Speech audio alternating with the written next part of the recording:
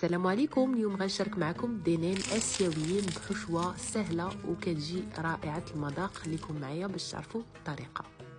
اول حاجه كنديروا الزيت، كنكبوا عليه البصله والبورو. الا ما عندكمش ديروا غير البصله، شويه ديال الثومه، ملح وبزار.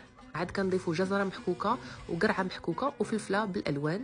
درت البابريكا فومي، شويه ديال المعدنوس يابس، الهريسه، الفطر الاسود مرطب ومقطع، الشعريه ديال الارز. درت هنا صلصه ديال الصوجا، صلصه ديال السمك وحتى ديال لي زويتر، بهارات ديال البسطيله اختياريه وحامضه مصيره. حركوا مزيان. اخر حاجه انا وضعت الكروفيت، درت جوج ديال الانواع قطعتهم مزيان وزدتهم وطفيت العافيه. عاد زدت المعدنوس وهو الاخير طري. انا استعملت هذا الورق ديال الارز اللي كيفزك في الماء هو الاول. عاد كتبداو تخدموا فيه، كتعمروا فيه الحشوه، وبالاحسن الحشوه تكون بارده. بالنسبه للصلصات اللي درت لداخل، الا ما متوفرينش عندكم ديروا غير صلصه الصوجا كافيه.